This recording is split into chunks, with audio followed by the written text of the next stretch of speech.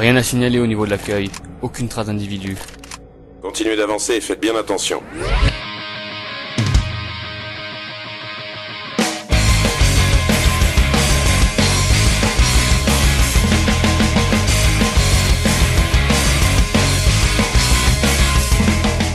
Salut à tous et bienvenue pour cette nouvelle critique vidéo, votre rendez-vous presque hebdomadaire sur The Movies FR.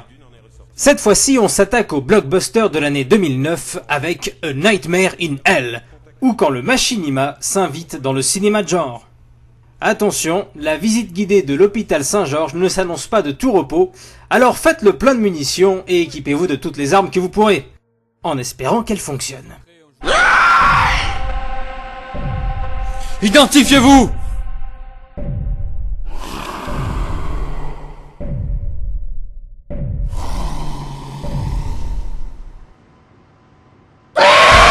Tirez! Fusil enrayé! C'est bien aussi. C'est la merde, moi c'est pareil. Après une courte escapade dans le genre thriller policier qui a donné le moyen-métrage Fureur, l'Aviv 42 a décidé de revenir à ses fondamentaux avec A Nightmare in Hell, film d'horreur fantastique mettant en scène une poignée de soldats des forces spéciales qui ont rendez-vous avec la mort. Qu'est-ce qui se passe dans cet hôpital? Désolé, mais je suis ni scientifique ni expert en phénomènes de genre, alors j'en sais rien du tout. Bon, ok. Et après? Après, on meurt.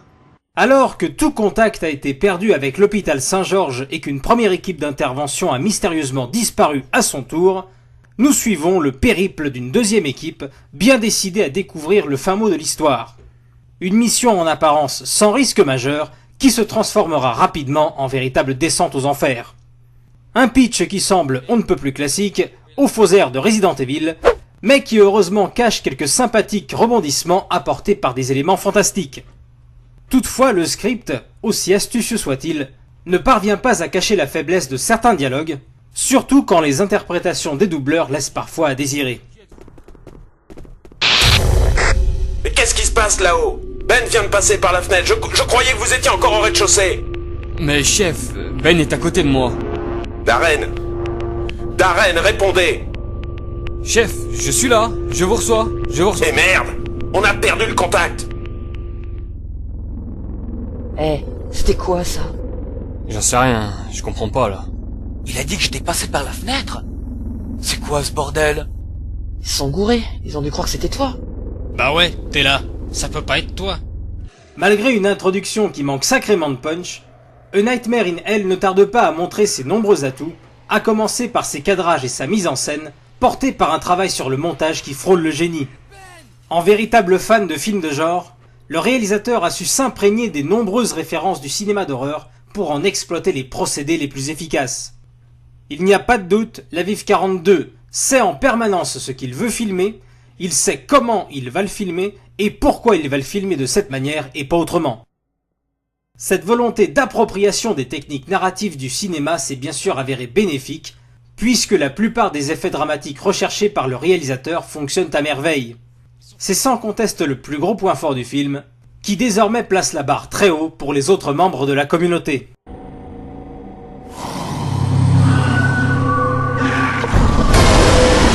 On se barre, cours!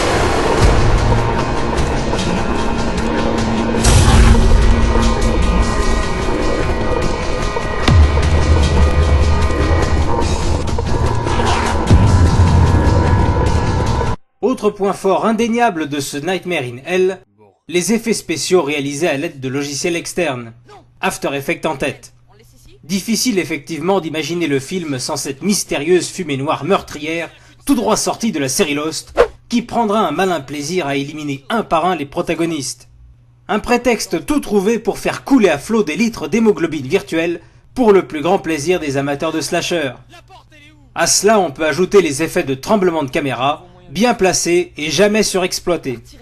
Une fois encore, les logiciels externes démontrent leur potentiel et leur rapport indéniable aux productions movisiennes.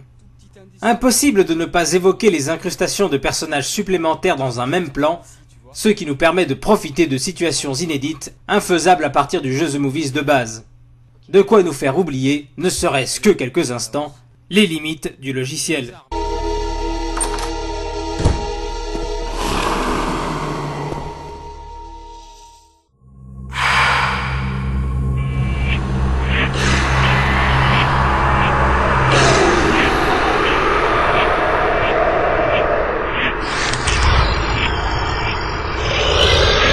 Aux côtés de toutes ces qualités, on peut encore ajouter les décors et la bande-son du film, dont les musiques ont été entièrement composées par le réalisateur lui-même.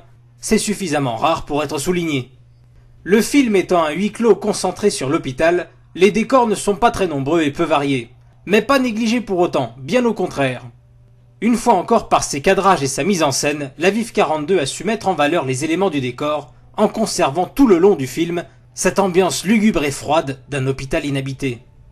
Pour les bruitages, on notera que ceux de la fumée noire nous viennent tout droit de l'excellent jeu Left 4 Dead, ce qui n'est pas forcément un mal. Pour terminer, comme je l'ai suggéré tout à l'heure, l'interprétation des doubleurs est inégale. Si Frédéric, dans son rôle du chef qui n'apparaît jamais dans le film, nous offre un superbe jeu d'acteur, les membres de l'équipe d'intervention sont loin de se surpasser. Seul l'Aviv 42 lui-même, jusque-là peu remarqué en doublage, nous livre ici une prestation globalement réussie.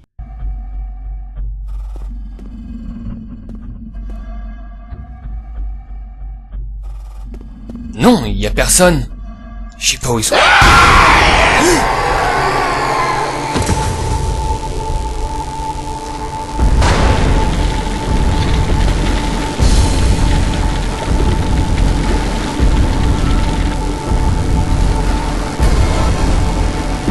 Tarem! Ouvre! Je peux pas, elle est bloquée. Ouvre! Voilà, désormais vous savez tout ce qu'il y a à savoir sur A Nightmare in Hell. Il ne vous reste donc plus qu'à courir aller le voir si ce n'est pas déjà fait. Vous trouverez un lien de visionnage direct du film dans la description qui accompagne cette vidéo. On se quitte sur ma note et celle de la rédaction. Rendez-vous peut-être la semaine prochaine pour une nouvelle critique vidéo. D'ici là, portez-vous bien et suivez l'actualité des Machinima sur The Movies FR. A bientôt!